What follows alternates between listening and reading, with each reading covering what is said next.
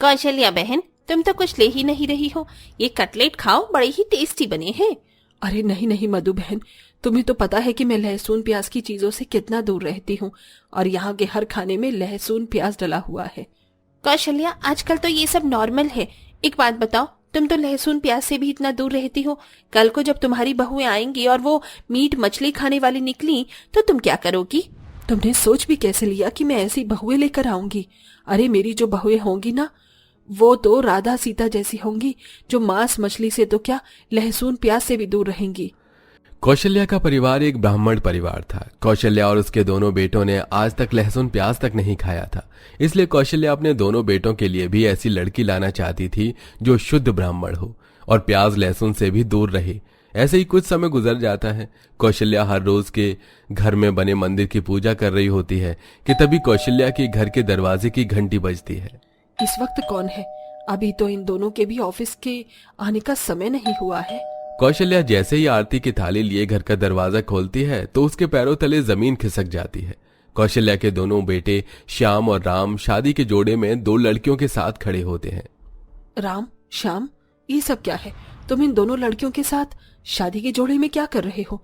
कहीं तुमने इनसे शादी तो नहीं कर ली? मामी जी, तुसी तो बड़ी समझदार हो, बिना बोले ही सब समझ गए। ये क्या? ये लड़की तो पंजाबी बोल रही है। इसका मतलब श्याम, तूने एक पंजाबी लड़की से शादी की है? माँ, मैं जानता हूँ आपको ये सब देखकर बहुत बड़ा शौक लगा होगा, लेकिन हम क्या करते। हे भगवान, ये तूने क्या कर दिया? मेरा तो सर ही चकरा रहा है। शंबाल की माँ जी। मेरे कान बज रहे हैं क्या? या तूने सच में बंगाली बोली? ये सब क्या हो रहा है? मुझे तो कुछ समझ नहीं आ रहा। माँ, आप यहाँ बैठिए, हम आपको सब समझाते हैं। हम दोनों शोरवारी और जैस्मिन को कॉलेज के टाइम से जानते थे। हम आपको इनके बारे में बताने वाले थे, लेकिन आपको तो शुरू से ही हमारे लिए हमारी जैसी ब्राह्मण लड़की चाहिए थी और हम इसके बिना नहीं रह सकते थे। इसलिए मैंने शोरवरी और श्याम ने जैस्मिन से कोर्ट मैरिज कर ली। अगर ये बात आस पड़ोस को पता चल गई तो जानते भी हो मेरी कितनी बेइज्जती होगी। माँ, हमें पड़ोसियों से क्या मतलब है? आप प्लीज हमारे रिश्ते को एक्सेप्ट कर लीजिए ना। कौशल्या जानती थी कि अब वो चाहकर भी कुछ नहीं बदल सकती, इसलिए ना चाहते हुए भी उसे अपनी दोनों बंगाली और पंजाबी बहू का गृह प्रवेश करना पड़ता है। ऐसे ही दिन गुजर जाते हैं और आज बंगाली देवरानी पंजाबी जिठानी की पहली रसोई होती है। आज अम्मी पहली रसोई में माछी झोर बनाऊंगी। मैंने तो चिकन बड़ा चंगा लगता है जी, मैं तो वही बनाऊंगी। एक तरफ बंगाली देवरानी अपनी पहली रसोई की रस्म में माछर झोल और सौंदेश बनाती है, वहीं पंजाबी देवरानी अपनी पहली रसोई की रस्म में बटर चिकन और नान बनाती है। दोनों देवरानी जिठानी अपनी पहली रसोई का खाना तैयार कर जैसे ही डाइनिंग टेबल पर उन्हें अपनी सास को सर्व करती हैं तो कौशल्या एकदम से उठकर डाइनिंग टेबल से दूर हो जाती है। हे राम राम राम राम राम, तुमने तो मेरा धर्म घर रसोई सब भ्रष्ट कर दिया। आज तक मेरी रसोई में लहसुन प्याज का खाना नहीं बना था और तुमने ये मीट मच्छी बना दी। श्याम, राम, तुम दोनों ने कैसी लड़कियों से शादी की है? पर माँ जी, हमारे घर में तो यही सब बनता है। हाँ मम्मी जी, मेरे घर में तो सब बटर चिकन के बड़े दीवाने हैं। अरे तुम्हारा पंजाबी और तुम्हारा बंगाली घर है, लेकिन मेरा एक ब्राह्मण घर है। तुम लोगों ने रसोई के साथ साथ पूरे घर को अशुद्ध कर दिया। अब मुझे पूरे घर में गंगा जल छिड़कना होगा। इतना कहकर कौशल्या गुस्से में वहां से चली जाती है, लेकिन वहीं उसकी दोनों बंगाली और पंजाबी बहुएं अपने अपने धर्म का खाना बनाना नहीं छोड़ती। अपनी बंगाली और पंजाबी पत्नियों की वजह से श्याम और राम को भी अब मजबूरन आए दिन मछली, चिकन, कोरमा जैसी चीज ही खानी पड़ती थी। वहीं अब जैसे जैसे समय गुजरता है वैसे वैसे इन बंगाली देवरानी और पंजाबी जेठानी वाली बात पूरे मोहल्ले भर में फैल जाती है। अरे कौशल्या, तुम तो कह रही थी कि तुम बिल्कुल अपनी जैसी ब्राह्मण बहुएं लेकर आओगी, लेकिन ब्राह्मण तो दूर, तुम्हारी बहू तो अलग अलग धर्म से आई हैं, कोई बंगाली तो कोई पंजाबी। मैंने तो सुना है कि बंगाली लोग बड़ा काला जादू करते हैं। कहीं तुम्हारी बंगाली बहू ने तुम्हारे बेटे पर काला जादू तो नहीं किया है? अपनी पड़ोसन की ऐसी बातें सुनकर कौशल्या को काफी गुस्सा आता है, लेकिन अब वो चाहकर भी कुछ नहीं कर सकती थी। ऐसी समय गुजरता है और एक रात, हे भगवान, तुम घर में दारू पीता है? मौजी ने देख लिया तो तुम्हारा खैर नहीं। पर जाई जी, दारू तो हम पंजाबियों की शान है। मैं तो कह रही हूँ आप भी एक दो पैक लगा लीजिए। पंजाबी जेठानी नमकीन खाते हुए दारू पी रही होती है कि तभी वहां कौशल्या आ जाती है। अपने घर में अपनी बहुओं को ऐसे खुलेआम दारू पीता देख कौशल्या का गुस्सा तो 7वें आसमान पर पहुंच जाता है। जैस्मिन बहू, ये सब क्या है?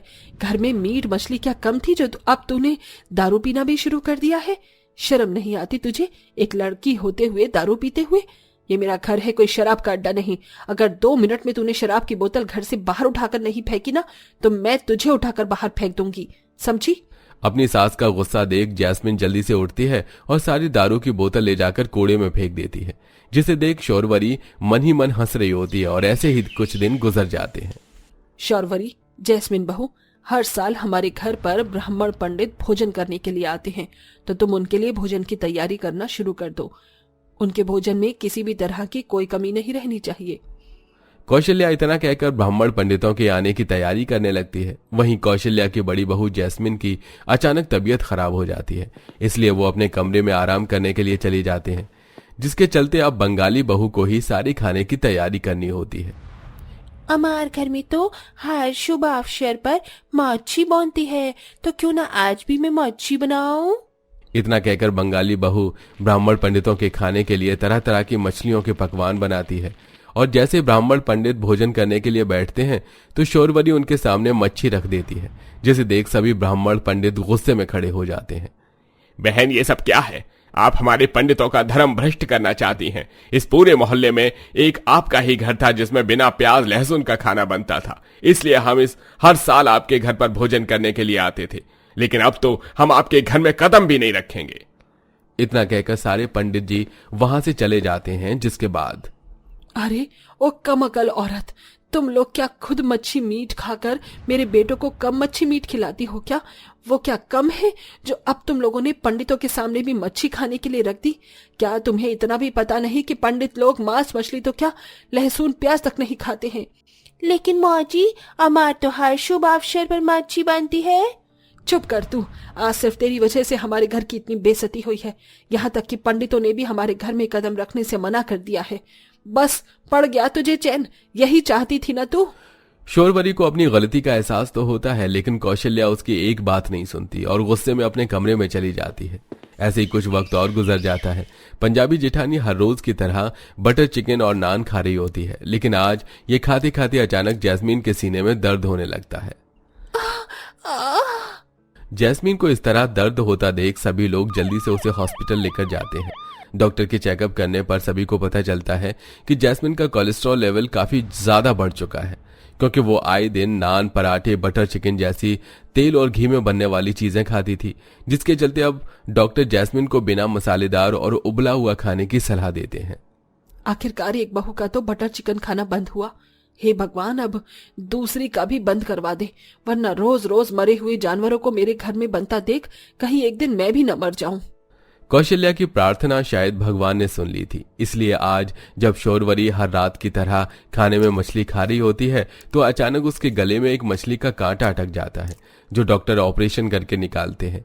एक बार हुए इस हादसे की वजह से शौरवरी इतना डर जाती है कि अब वो मछली खाना ही बंद कर देती है, जिसकी सबसे ज्यादा खुशी कौशल्या को होती है।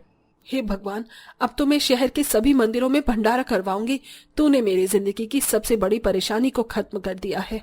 आखिरकार जीत सास की होती है और अब उसकी दोनों बंगाली और पंजाबी बहुएं मांस, मछली, बटर चिकन खाना हमेशा हमेशा के लिए बंद कर देती हैं और कौशल्या के घर में पहले की तरह ही सादा खाना बनने लगता है। आशा है ये कहानी आपको पसंद आई होगी। वैसे आप हमारी ये कहानी कौन से राज्य से देख रहे हैं, कमेंट करके जरूर बताइएगा।